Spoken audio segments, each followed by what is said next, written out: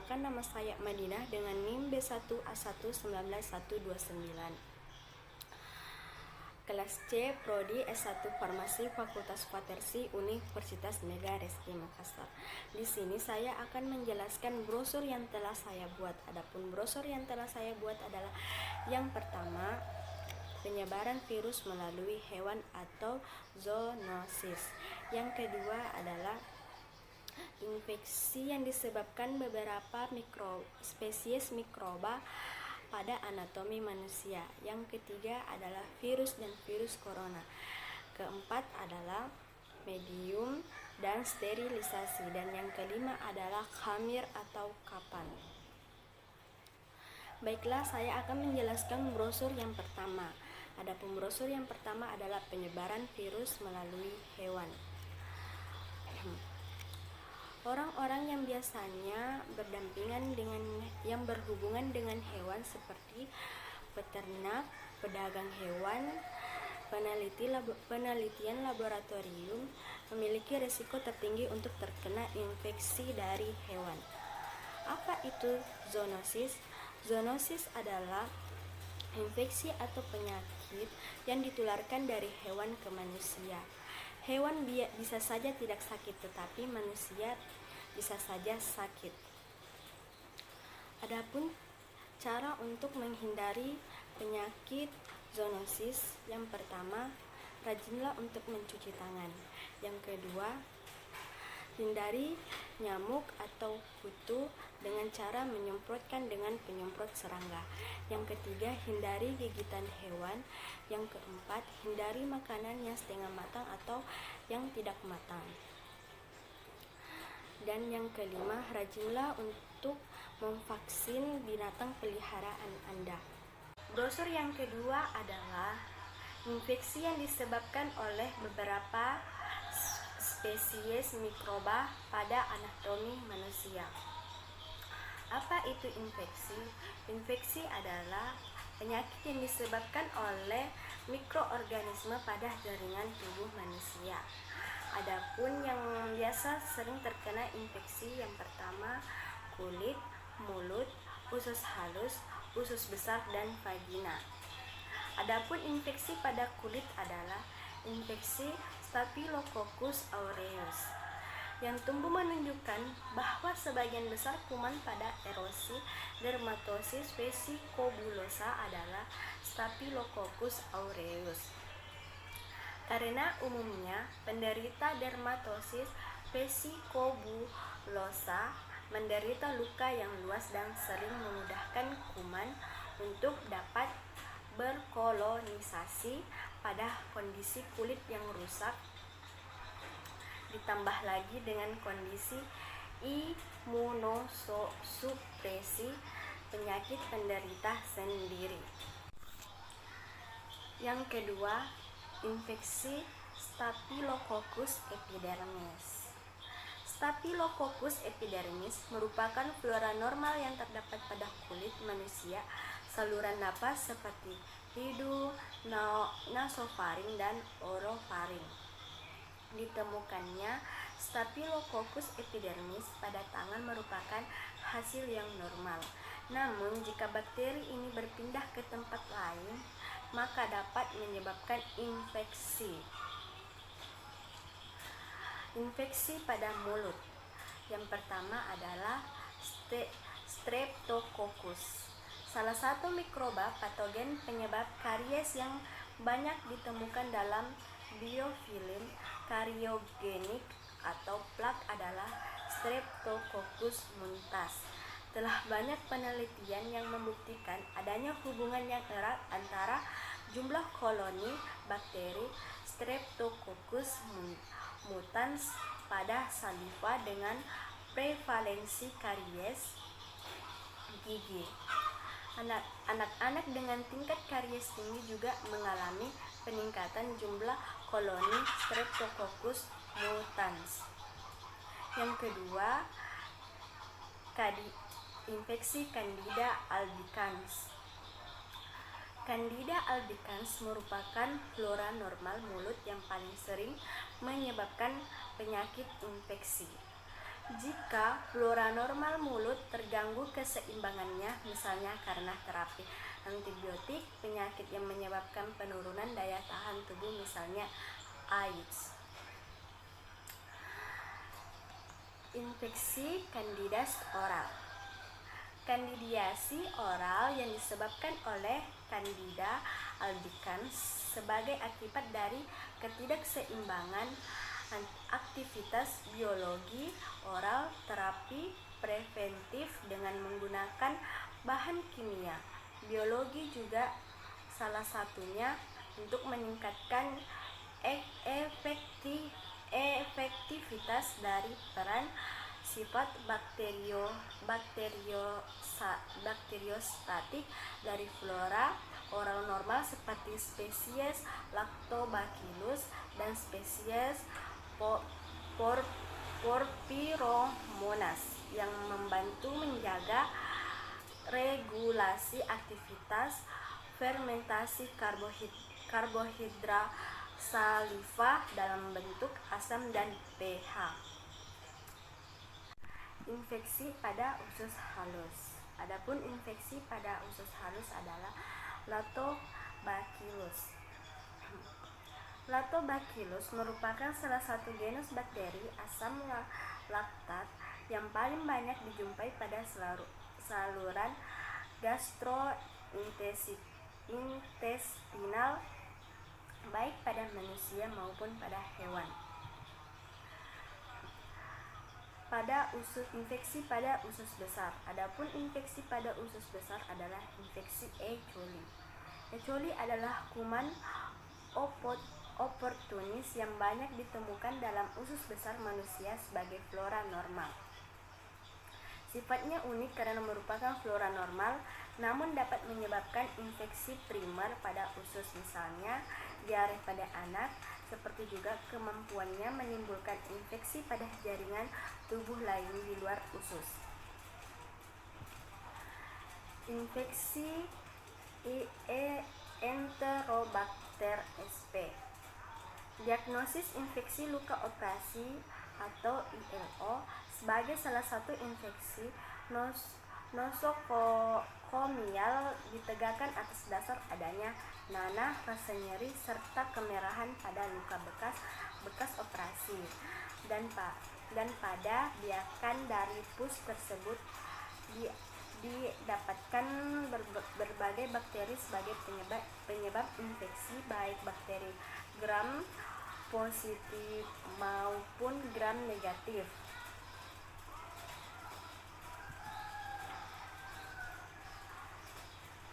Infeksi Proteus sp. Proteus sp adalah bakteri gram negatif dan mempunyai bentuk batang. Bakteri Proteus sp mempunyai enzim azoreduktase yang terletak pada intraseluler karena terdapat pada dinding membran dan di dalam sitoplasma sel. Informasi mengenai bakterienterik gajah Sumatera yang ada di PKG Sare belum pernah dilaporkan sebelumnya. Oleh karena itu, perlu dilakukan penelitian tentang bakteri enterik gajah Sumatera yang ada di PKG Sare, Kabupaten Aceh Besar. Penelitian ini dilakukan untuk mengetahui keberadaan dan jenis bakteri. Infeksi pada vagina. Adapun infeksi pada vagina adalah Trichomonas vaginalis. Trichomonas vaginalis merupakan protozoa pada Tractus uregenitalis menyebab penyakit menular seksual. Berdasarkan laporan WHO pada tahun 2005, diperkirakan terdapat 2.485 juta kasus trikomonisasi vagina. Pada tahun 2008 terjadi peningkatan sebesar 11,2%, yaitu sebesar 276,4 juta kasus. Baiklah, saya akan menjelaskan brosur yang ketiga adalah virus dan virus corona. Adapun apa itu virus? Virus umumnya terdiri atas potongan DNA atau RNA yang diselubungi mantel dari protein atau lipoprotein. Respon imun terhadap protein virus melibatkan sel T dan sel B. Antigen virus yang menginduksi antibodi dapat menetralkan virus dari sel histotoksi yang spesifik merupakan imunitas paling efisien pada manusia. Proteksi terhadap virus. Virus merupakan obligat intraseluler yang berkembang biak di dalam sel, sering menggunakan mesin sintesis asam nukleat dan protein pejamu. Dengan reseptor permukaan sel, virus masuk ke dalam sel dan dapat menimbulkan kerusakan sel dan penyakit melalui berbagai mekanisme. Hal tersebut disebabkan oleh replikasi virus yang mengganggu sintesis protein dan fungsi sel normal, serta efek sitopatik virus.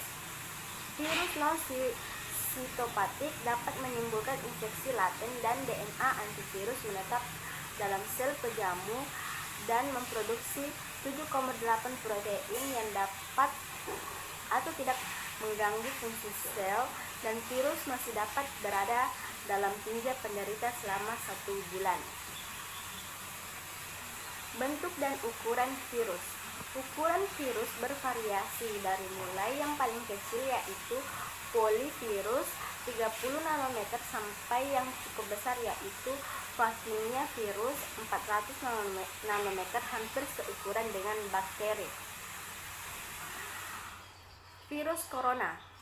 Virus corona adalah virus RNA dengan ukuran partikel 120 sampai 160 nanometer. Virus ini utamanya menginfeksi hewan, termasuk diantaranya adalah kelelawar dan unta. Adapun gejala dari virus corona adalah hidung beringus, sakit kepala, demam, sakit tenggorokan, badan terasa tidak enak. Adapun jenis dan pengobatannya. Pertama, isolasi pada semua kasus sesuai dengan gejala klinis yang muncul, baik ringan maupun sedang. Implementasi pencegahan dan pengendalian infeksi atau PPI. Serial foto toraks untuk menilai perkembangan penyakit 27. Suplementasi oksigen, pemberian terapi oksigen segera kepada pasien dengan distres nafas, hipoksemia dan shock. Terapi oksigen pertama sekitar 5 liter per menit dengan target SpO2 90%. Pada pasien tidak hamil 92 sampai 95% pada pasien hamil. Kenali kegagalan nafas, hipoksemia berat. Terapi cairan konservatif diberikan jika tidak ada bukti shock. Pasien dengan SARI harus diperhatikan dalam terapi cairannya, karena jika pemberian cairan terlalu agresif dapat memperberat kondisi distres napas atau oksigenasis. Monitoring keseimbangan cairan dan elektrolit. Pemberian antibiotik empiris. Terapi simptomatik diberikan seperti antipiretik, obat batuk dan lainnya jika memang diperlukan. Pemberian kortikosteroid sistemik tidak rutin diberikan pada talaksana pneumonia viral. Observasi ketat. Pahami komorbid pasien. Saat ini belum ada penelitian atau bukti talaksana. Terapi etiologi. Biarpun belum ada obat yang terbukti meyakinkan efektif melalui uji klinis, China telah membuat rekomendasi obat untuk penanganan COVID-19 dan pemberian tidak lebih dari 10 hari. Rincian dosis dan administrasi sebagai berikut. IFN alfa 5 juta unit atau dosis ekuivalen 2 kali per hari secara inhalasi. LPF R 200 mg per 50 mg kapsul 2 kali 2 kapsul per hari per oral. RBF 500 mg 2-3 kali 500 mg per hari intravena dan dikombinasikan dengan IFN alfa atau LPF per R. Kloroquine fosfat 500 mg atau 300 mg jika kloroquine 2 kali per hari per oral. Ardidol atau umifenofir 200 mg setiap minum 3 kali per hari per oral. Selain Cina, Italia juga sudah membuat pedoman. Bisa juga mengonsumsi obat yang digunakan, yaitu lopinavir, remdesivir, favipiravir, umifenofir, oseltamivir, interferon, tocilizumab, nitazosanide, direct antiviral atau obat lainnya.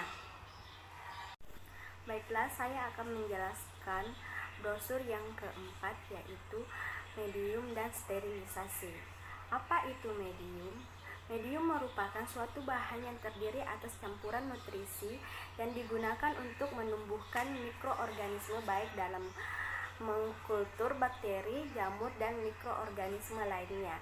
Suatu media dapat menumbuhkan mikroorganisme dengan baik bila memenuhi persyaratan antara lain kelembapan yang cukup, pH yang sesuai, kadar oksigen baik, media steril, dan media harus mengandung semua nutrisi yang mudah digunakan mikroorganisme. Unsur-unsur yang dibutuhkan mikroorganisme untuk pertumbuhan meliputi karbon, nitrogen, unsur non-logam seperti sulfur dan fosfor, unsur logam seperti Ca, Zn, Na, K, Cu, Mn, Mg, dan Fe, vitamin, air, dan energi. Pengertian dan tujuan sterilisasi. Sterilisasi dalam pengertian medis merupakan proses dengan metode tertentu. Dapat memberikan hasil akhir, yaitu suatu bentuk keadaan yang tidak dapat ditunjukkan lagi adanya mikroorganisme. Tujuannya sterilisasi adalah membunuh mikroorganisme. Metode sterilisasi yang pertama, sterilisasi panas kering atau dry heat, sterilisasi inframerah, sterilisasi pemanasan atau panas lembab, sterilisasi radiasi sinar gamma. Perbedaan oven dan autoclave. Oven berfungsi untuk mensterilkan alat-alat gelas yang tahan terhadap panas. Autoclave adalah alat untuk mensterilkan berbagai macam alat dan bahan yang digunakan dalam mikrobiologi menggunakan uap air yang bertekanan.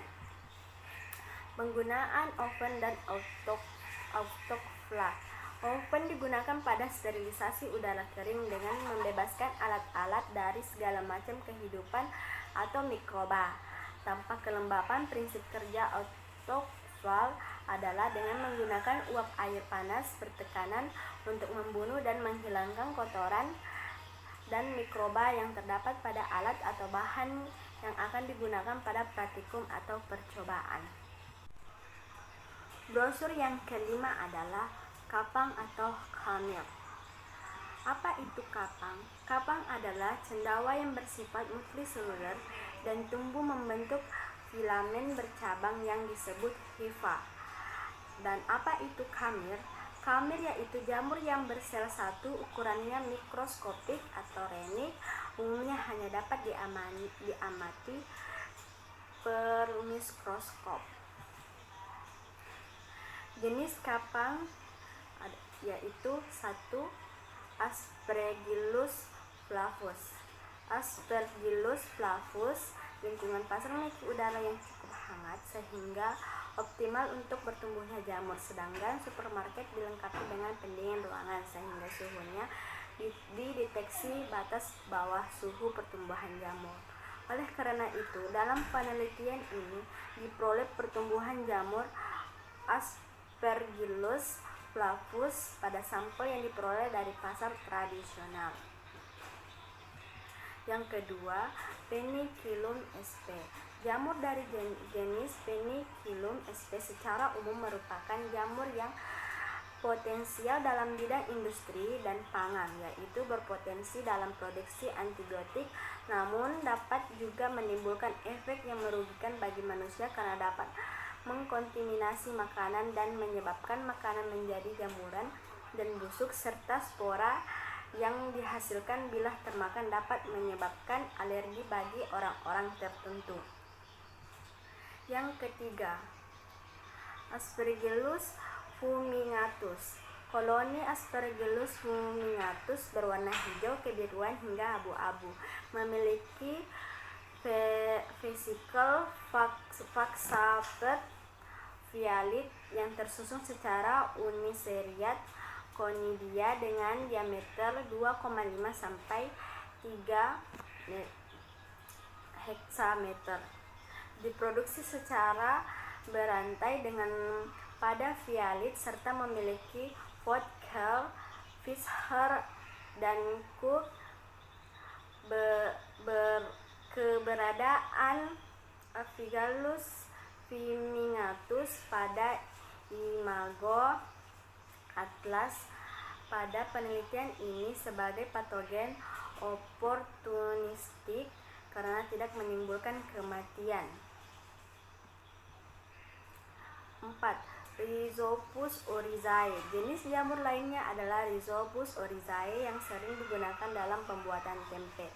Jamur Rhizopus oryzae aman dikonsumsi karena tidak menghasilkan toksin dan mampu menghasilkan asam laknat.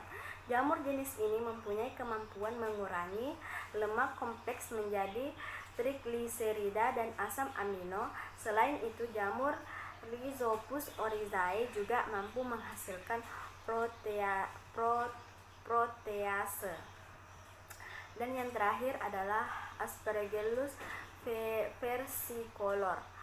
Aspergillus versicolor merupakan kapang lain yang juga ditemukan pada imago Aspergillus atlas. Secara makroskopis, koloni berwarna hijau kebiruan dan krim dengan warna tepi koloni putih.